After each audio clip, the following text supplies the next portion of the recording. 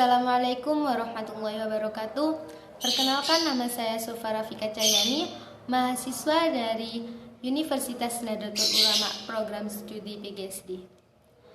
Di sini saya akan menerangkan pelajaran tematik kelas 5. Yang pertama, materi yang saya bahas adalah pernapasan pada hewan. Yang pertama adalah alat dan sistem pernapasan pada cacing tanah. Kalian pasti tidak asing lagi kan dengan hewan yang bernama cacing. Ya, cacing adalah hewan yang hidup di tanah. Apakah kalian tahu bagaimana cara bernafasnya cacing? Cacing bernafas melalui kulit mereka yang selalu basah dan berlendir. Kulit mereka yang selalu basah dan berlendir itu mempunyai manfaat untuk memudahkan penyerapan oksigen dan udara. Maka tidak asing lagi jika cacing suka berada di tempat yang lembab, karena mereka menjaga supaya kulit tubuhnya selalu basah dan berlendir. Kedua adalah sistem pernapasan pada serangga atau insekta. Serangga mempunyai alat pernapasan yang disebut trakea. Trakea sendiri adalah sistem tabung yang memiliki banyak percabangan di dalam tubuh. Percabangan trakea disebut dengan trakeola. Sistem berjalan pernapasan pada serangga yang pertama adalah udara memasuki trakea melalui pori-pori kecil di permukaan tubuh serangga yang disebut spirakel. Selanjutnya, udara beredar melalui pemburu udara kecil. Yang ketiga adalah alat sistem pernapasan pada ikan atau piske. Ikan bernafas dengan organ khusus yang mirip dengan saringan yang disebut dengan insang. Insang berbentuk lembaran tipis berwarna merah muda dan selalu lembab.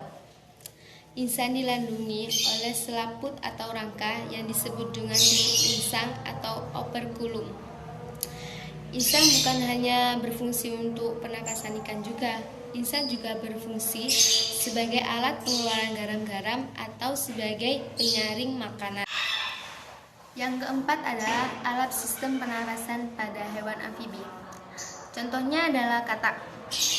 Saat jadi kecebong, katak bernafas melalui insang, sama dengan ikan. Insang katak berada di luar tubuhnya dan terdiri dari lembaran-lembaran kulit halus mengandung kapiler darah. Dan setelah menjadi katak dewasa, dia bernapas melalui paru-paru dan permukaan kulitnya. Di dalam paru-paru katak banyak sekali gelembung-gelembung udara kecil berselaput dan penuh dengan kapiler-kapiler darah.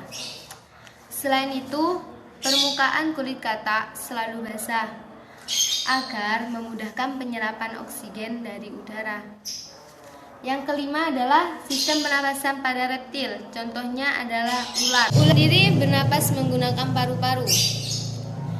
Letak paru-paru ular terletak di dalam rongga dada dan dilindungi oleh tulang rusuk. Yang keenam adalah alat sistem pernapasan pada burung atau aves. Burung bernafas menggunakan paru-paru yang terletak di rongga dada. Saat tidak terbang, burung menghirup udara sebanyak-banyaknya.